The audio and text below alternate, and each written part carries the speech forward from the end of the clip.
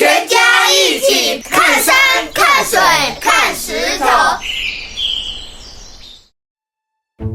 带小孩玩双铁，没有想象中的轻松。有3件麻烦事，没有搞定的话，真的会很累。我们带着兄妹俩搭着火车到台湾各地骑自行车道，全家一起玩亲子双铁骑旅，已经2年多了。就我们自己的经验，带小孩玩双铁，有些事情真的跟想的不一样。再加上带着小孩，很多状况都会有变化，所以这支影片想跟大家分享带小孩玩双铁最麻烦的3件事。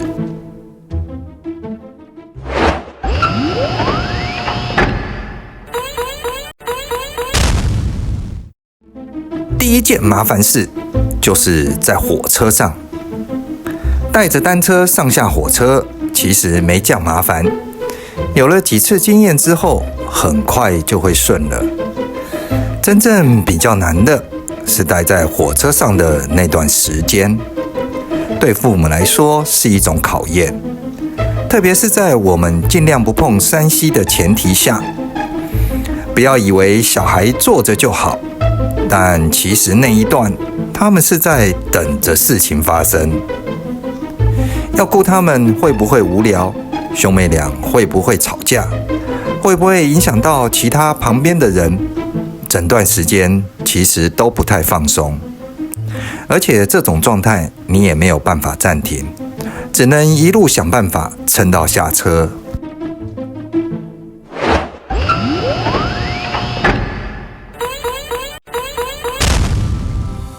第2件麻烦事就是在骑行的时候，虽然事前会想好节奏跟行程，但你要很清楚，小孩不会照着你的剧本走，一下快一下慢，一下又停下来喊肚子饿。有时候不是累，就是突然不想骑了。那时候你会发现，你不是在骑车，是在想办法把这段陪他们骑完。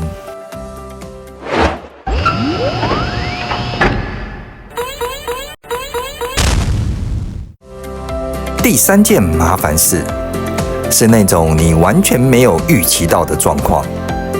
曾经有一次，我们走错路，被导航带到沙滩上，一家人被困在一望无际的黄沙中，在沙滩上牵着单车，来来回回走了1-2个小时，整个状况完全超出预期。那一段真的很累，累到我们大人自己也没什么体力了。最后兄妹俩要靠自己在沙滩上推车，一步一步慢慢走，没有崩溃，但真的很辛苦。那个时候你会觉得，双铁最麻烦的不是骑多远，是你不知道接下来会发生什么。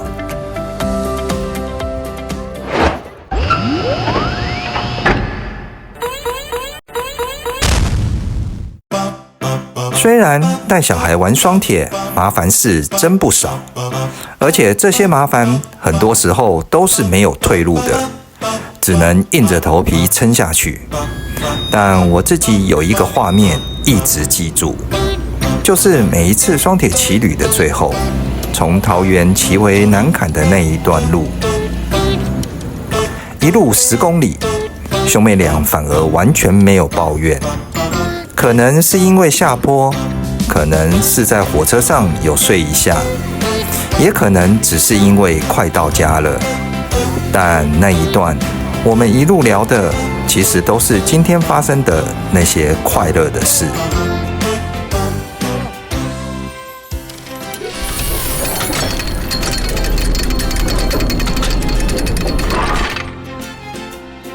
亲子双铁骑旅，我们一家也玩了2年多，一路上其实状况不少，一开始也没有比较顺，是慢慢骑才比较抓得到节奏。我们的经验也可以让你多一点心理准备。带小孩玩双铁不会一开始就顺，但会慢慢一起找到属于自己家的方式。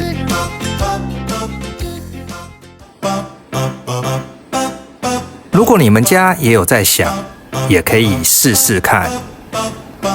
下一支想跟大家分享，带兄妹俩玩双铁的时候，他们真正的反应。